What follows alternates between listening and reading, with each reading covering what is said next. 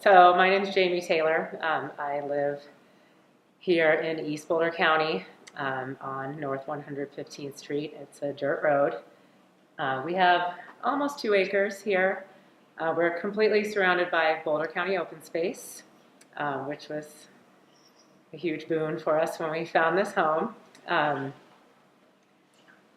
It's all farmed, leased and farmed from Boulder County to a third-generation Boulder County farmer who happens to be our next-door neighbor across the street, which is really amazing. His family's been here for over 100 years.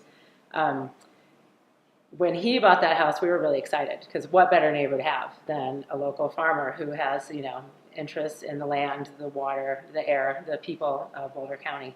So we were really excited when he moved in. I guess kind of starting from when I met my husband, we both went to undergrad at CU. My husband Marshall moved here in 1994. I moved here in 1996. We were both teenagers.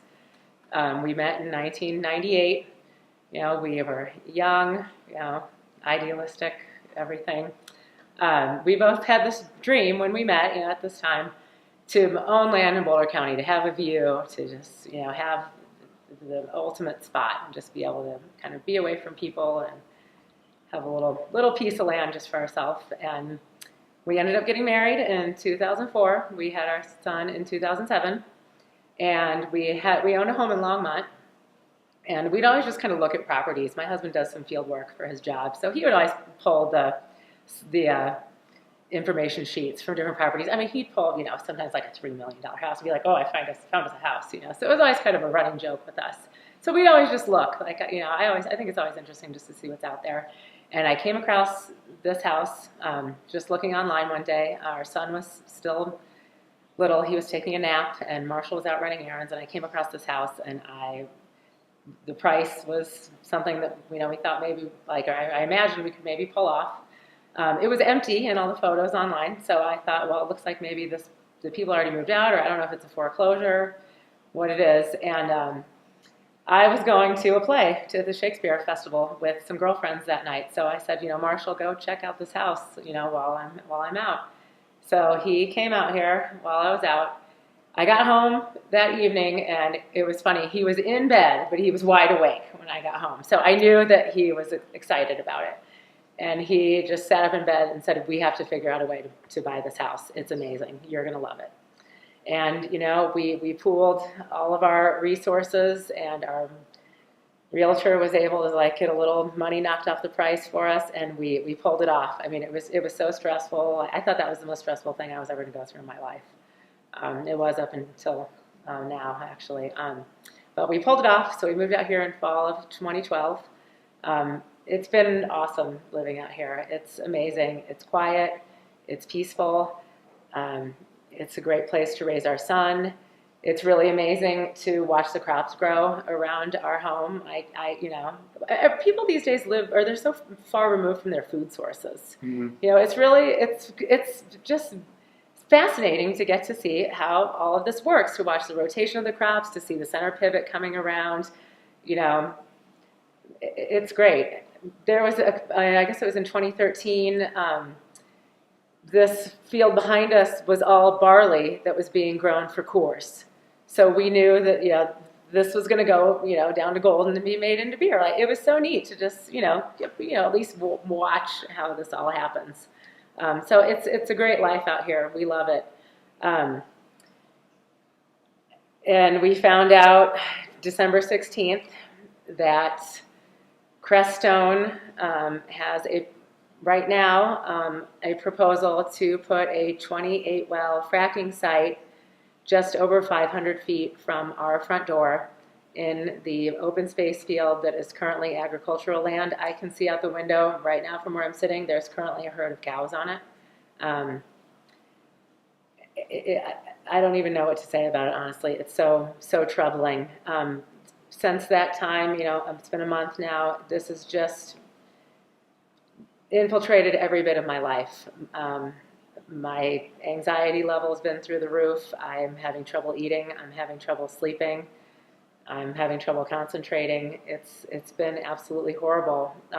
And the way I found out about this was we had our first day out snowboarding as a family. Our son's 10. He's been snowboarding since he was 3. It's something the 3 of us really enjoy doing. My husband used to and I would snowboard together, back in college. So it's something we've always enjoyed and that we get to share with our son. And we were coming home. We were coming down the canyon on Highway 6. I was just, looking at my phone. Marshall was driving. And I saw a Times Call article that the new proposal was out. And I clicked on the map, and my heart just sank. It was just absolutely devastating. So since that time, we've been trying to, we knew we got this package in the mail. Gosh, I want to say it was like March maybe of 2017. So we knew that Crestone had some mineral rights in this area, and we were aware that they wanted to, do some drilling. We got that packet, and then the next thing that we got from them, the next bit of correspondence was a letter about the telephone town hall on the second draft. And we really, truly did not know what was going on. We hadn't seen the second draft. We figured since we hadn't heard anything about it, it was probably not anywhere near us. So we didn't really know. We thought, what is this affecting us? Like, are they... Even if we talked about this, would it matter if it's not even near us? So we didn't really know what to do.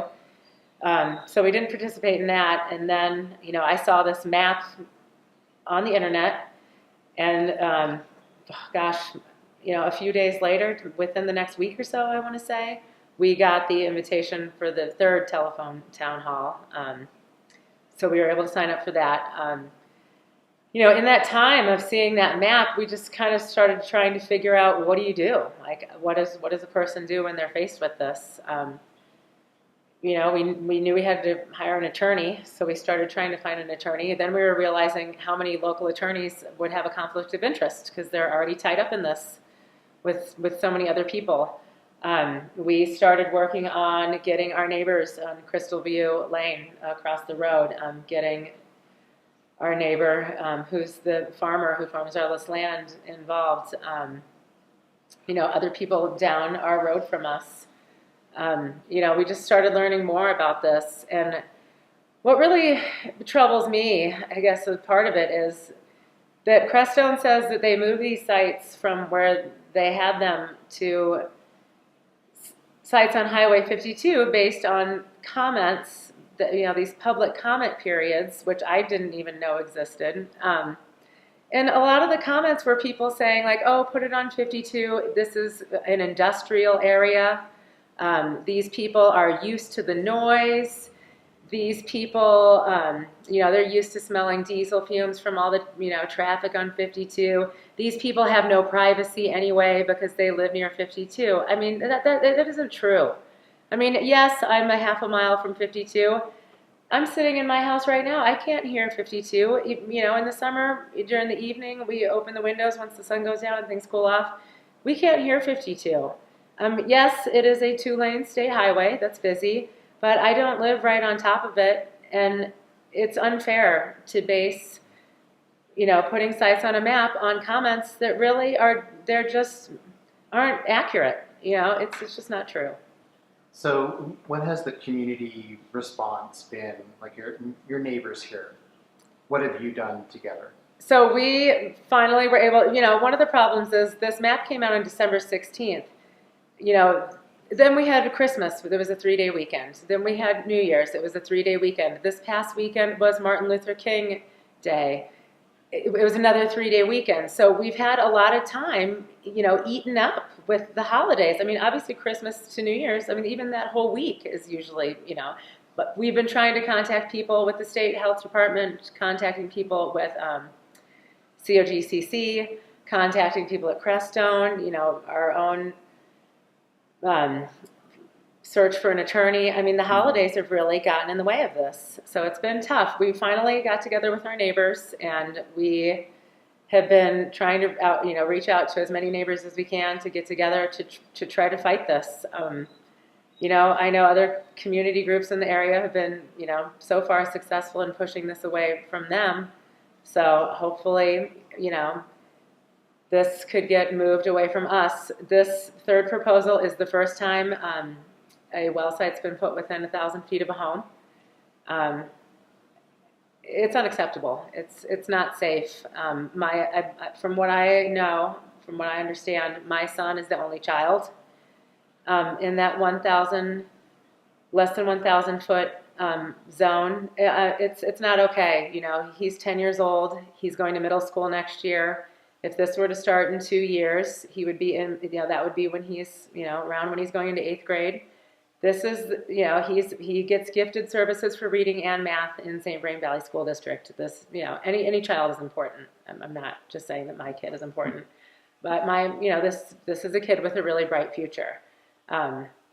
You know, he's going to start developing his study habits in middle school.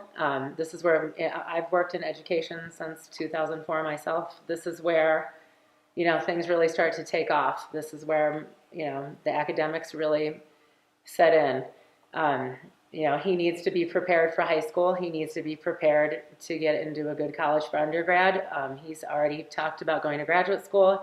He's talked about, you know, possibly a PhD or going to law school or med school. Like, these are all the things that, you know, at 10 years old, we have talked about and that he's open to. And he deserves to have that bright future uninterrupted for him. You know, there's no way. His bedroom is in the front of our house. The only other bedroom we have is our master bedroom that's upstairs. I mean, I guess unless we traded rooms with him, but no, our other room up there is in the front of the house. This would be going, I mean, I don't even know if moving to a different room would matter. This is going to be, you know, this would be noise, this would be dust, this would be odors, this would be vibrating our house 24/7. I mean, that, you know, if he was on the front side of the house, the lights, they keep these sites lit up all night long. I mean, it would just permeate our entire lives. Every meal when we sit down at our kitchen table, every dinner would be disrupted just by this constant drilling during this time. So right now, what do you want people most to know? I know there's some legislation, you know, being possibly put forward to have, you know, these sites 2,500 feet from a house. I encourage people to support that. I still don't think that's far enough, but it is a start. You know, just over 500 feet isn't enough. It's, you know, I want people to know that this is, you know, they're coming into Boulder County, and that, you know, from what I can tell right now, it's not a question of if this is going to happen, it's about how it's going to happen. And, you know, 500 to 1,000 feet, really, it's unacceptable. It isn't enough. It's, you know, even 1,000 feet to 1,500 feet isn't enough. And the designated setback for the state is 1,000. And I guess from what I understand, it can be 500. It can be up to 350 feet in a rural area like this if it gets signed off on. So I want people to know this is happening. I want people to speak out against this if they don't believe in it. You know, our voices need to be heard. I think people don't know what to do. You know, I mean, that's when this hit us. Like, my husband and I were like, oh my gosh, what are we going to do? You know, thankfully, we've lived here a long time.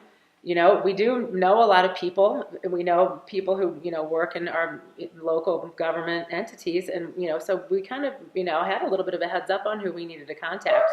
You know, for folks that maybe have only lived here a couple of years that might be facing this, I mean, they really probably would be like a deer in headlights. You know, at least, you know, we were in shock, and then we kind of hit the ground running on this. So I encourage people to educate themselves about these issues, to speak up, you know. Join a Facebook group, get some ideas of how to do this, you know, like talk to people, talk to your neighbors. I mean, living in this rural area, you know, we don't really talk to our neighbors a lot. We moved out here so we could, you know, have our little spot and have a quiet life for ourselves. So I encourage people to really educate themselves and speak out. Good. Well, thank you so much for your time. Thank you.